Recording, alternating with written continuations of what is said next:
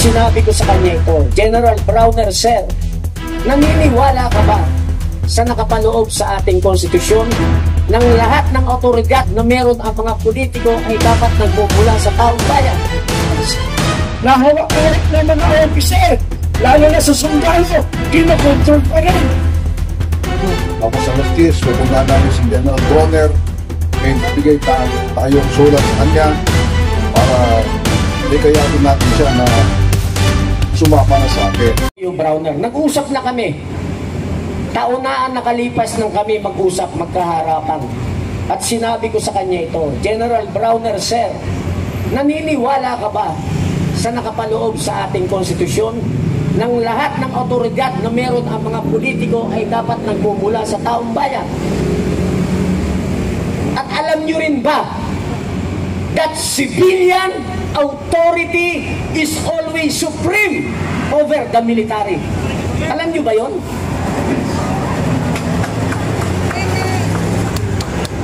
Alam nyo ba yon? Yes. Ulitin ko. Civilian authority is at all times, lahat ng oras, supreme over the military. At alam ito ng ating mahal na Chief of Staff, General Romeo Browner. Maraming salamat at tumupad sa ating panawagan. General Kaloy Kita, dumating na! Maraming salamat, General Kaloy Kita, sir.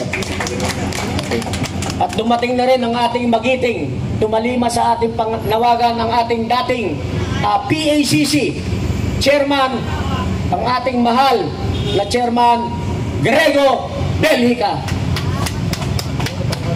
So maraming salamat mga kababayan. Ipinaalala ko lang sa inyo yung power na meron tayo. Hawakan natin yan, huwag natin pakawalan sa ating mga kamay. Ako'y naniniwala darating ang araw, 1,000,000 tayo dito sa kalsada. Maniwala kayo sa akin. Darating ang araw, malapit na.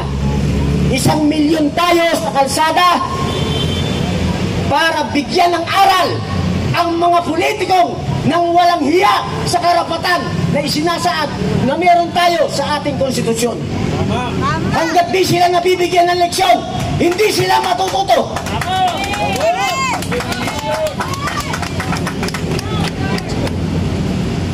Hindi natin sila papatayin. Bakit? Madaling parusa yun. Paghihirapin natin sila sa loob ng kulungan na maranasan nila ang hirap na ibinigay nila sa taong bayan. Pag 1,000,000 na tayo, we will conduct a legal mass arrest to those politicians na nagpasasa sa yaman na dapat ay sa taong bayan, sa yaman na para sa ating mga kapatid na kasundaluhan at sa yaman na dapat sa ating mga kapulisan. Mangyayari po yan. Ang gawin natin, magsama-sama lang tayo, payapa. Wala tayo kailangan gawin. Kailangan lang natin magsama-sama. Mananalo tayo. Magandang gabi po sa ating lahat. Maraming salamat, Tito Ray. At ngayon naman po, bigyan po natin ng pagkakataon mga kapatid na kapulisan at kasundaluhan na magbigay po ng kanyang damdamin at opinyon. Ang isa nating tagapagsalita mula sa hanay ng kabataan, ibinibigay ko po sa inyo katulad at kaedad ng inyong mga anak. Tayo kababayan, andito na muli tayo.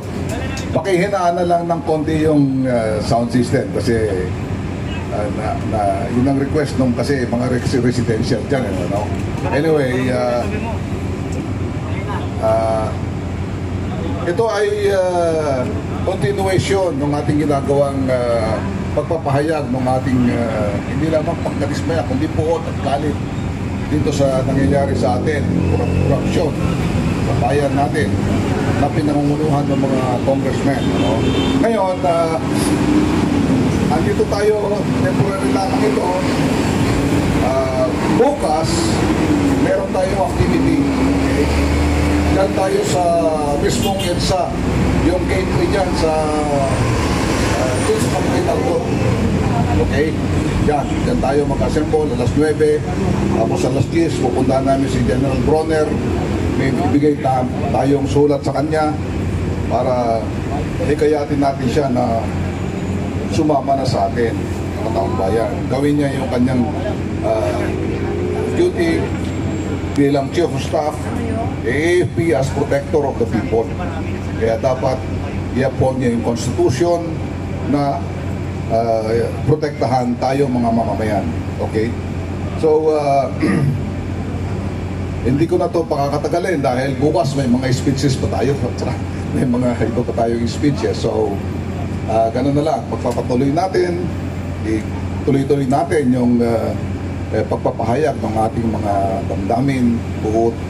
Ang maganda sa atin dahil tayo United People's Initiative, wala tayong kinikilalang partido, religion, kultura o tribo. Lahat tayo sama-sama, maski ano man dyan ang paniniwala sa buhay.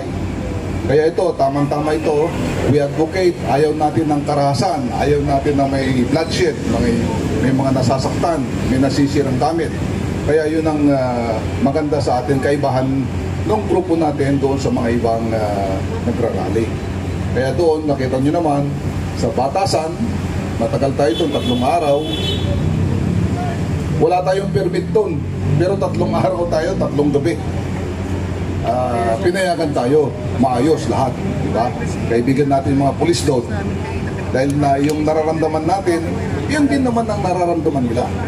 Kaya so long as wala tayong violence, papayapa, libre tayo magpahayag ng ating mga damdamin. Okay? So yun lang, magkita-kita tayo muli bukas, mga kasama, mga kaibigan, mga kababayan. Okay? Magandang gabi sa inyo lahat. Thank you. Maraming salamat. Palakpakan po natin, General Romy Pomis. At ngayon naman po, mula uli sa Hanay ng Kabataan, galing po ito na Cebu. Bumiyahe pa. Kasi po, nalulungkot siya dahil yung mga taga Luzon, samantalang silang mga taga Bisaya sa Mindanao, nakita naman natin kaliwat kanan, lumalabas, lumalaban. Pero tayo dito, hanggang keyboard lang tayo, nakakahiya ang Luzon. Diba? Kaya galing pa ng Cebu itong batang ito. Pagbigyan po natin, mga kapatid na kasunduluhan at kapulisan, bumiyahe mula sa napakalayong lugar. Palakpakan po natin ang isa sa ating tagapagsalita ngayong gabi, walang iba, mula sa Hanay ng Kababaihang Kabataan, Miss Amor. Palakpakan po natin. Hello, magandang gabi po. First off, I would like to greet our policemen, our military officers, and especially General Browner. Sisimulan ko po ang talumpati sa pagbibigay pugay at galang sa ating magiting na tagapagtanggol ng bansang Pilipinas. Nung ako po ay isang estudyante, ang pinaka-favorite ko po na subject ay Araling Panlipunan. Ang aming guro po, si Mrs. De Guzman, ay may palaging itinuturo na ang mga Pilipino ay malaya, nakakapag-enjoy ng kalayaan, nakakapagpamasyal dahil may mamagigiting tayong mga sundalo at pulis na pumapasan sa seguridad ng bansa in exchange of their personal and family life. And with that, mga sir, I truly salute your service to the country. Allow me to proceed with a prayer to God. Kasi, isa sa mga pinaka-main reason as to why I am right here today is ang aking napakatinding damdamin, kalungkutan, at rage sa mga nangyayari. Hindi po anger, rage po. Ang susunod ko po na ibabahagi sa inyo ay maselan po na pangyayari sa buhay ko. At ito po ang nangyayari sa mga ordinaryong mamamayan kapag ang pamahalaan ay mas nakafocus sa pagnanakaw kaysa pagsisilbi sa bayan. Ako po ay isang rape survivor. When I was 5 years old, I was raped by drug addicts. Yes, it was so long ago. But sabi nga nila, gaano man katagal ang sugat, kapag ito'y malalim, minsan nararamdaman mo pa rin yung sakit. Back in 2023, ako po ay na-attempt ng rape under sa administration ni Marcos. I'm not blaming the government for my bad lucks. That's not me. Pero ito po ang isa sa mga resulta ng kapabayaan ng pamahalaan. Napapabayaan ang mga mamamayan, nagagahasa ang mga babae, at nananakaw ang ating kinabukasan. General Browner, I am here pleading you, sir. Pumunta po ako dito kasi sa araw-araw na napapanood ko sa mga balita, sa araw-araw na napapanood ko ang mga nangyayari sa Pilipinas, I feel na napaka-hopeless.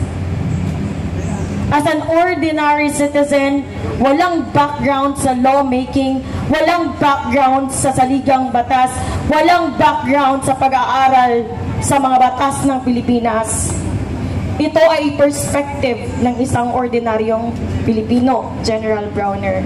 Sa nakikita ko po, hindi focus ng pamayanan, hindi focus ng pamahalaan ang magsilbi sa sambayanan. Ang focus po nila ay magpakasasa, magpayaman at magnakaw. On the other hand, napapabayaan po, hindi na poproteksyonan ang mga mamamayan.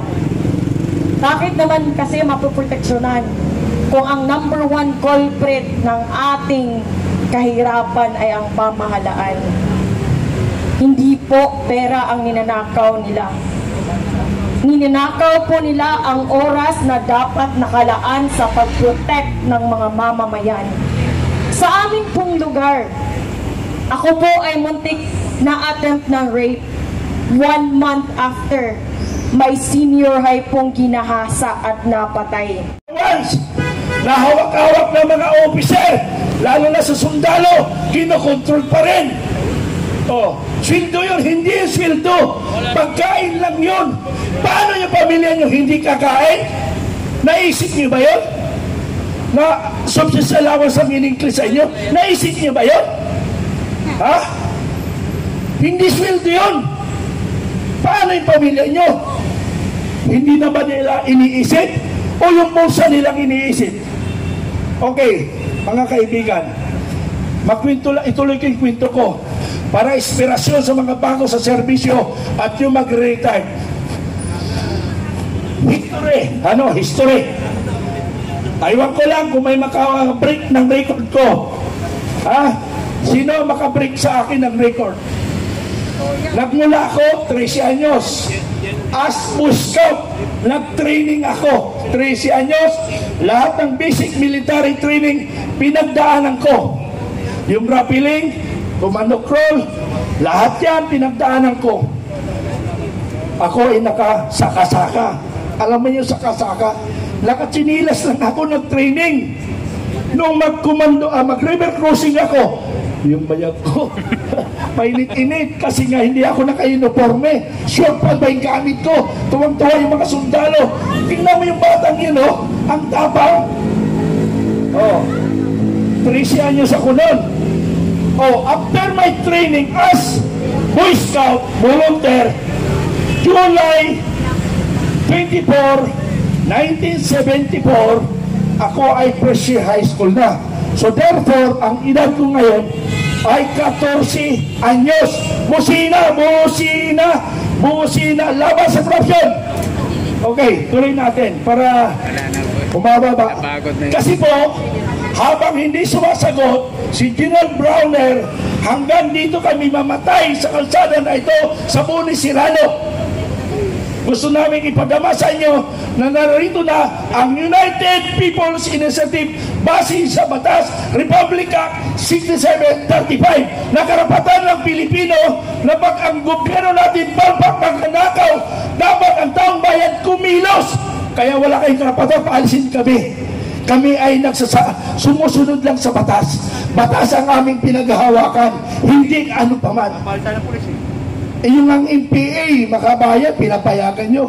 Tapos tinatrato kayong kalaban. Pero kami, ayaw namin masaktan ang bawat isa. Lalo na mga kapulisan na nagbabantay, nagtsatsaga sa amin. Huwag natin ituring kalaban sila. Sila ay ating tagapagtanggol. Okay, tuloy ko mga kaibigan. 14 anyos, July 24, kami ay napabakbak. Kasama ko ang Special Forces. No? Kasama ko po ang Special Forces. Team 301st 1974 sa Upi, Maguindanao. Kasi taga-roon po ako. So, bakit nga pala ako napunta sa Special Forces? Kasi po, yung mga bata ng first time lang yata nakakita ng sundalo sa amin. So kami, para kami mga tanga, gano'n. Tapos, mayroon ako nakadibati na bata. Nagsuntukan kami sa harap ng sundalo. Sabi naman ng mga gagawin sundalo, sige, fight. Nagsuntukan kami. Medyo malaganda din katawan natin noon. Napabaksak ko yung kalaban ko. 14 anyos kami parehas. So, doon ako nakilala. Tapos, pinto ito para alam ng mga nahulog, umakyat ako ng kayumito. Sa amin doon, hindi kayumito tawag, Star Apple. Star Apple, hello, mga kasama. Mga kasama ko yan sa sundalo. Okay. Nahulog ako sa Star Apple o kayumito. Hindi ko lang alam ang taas. Siguro mas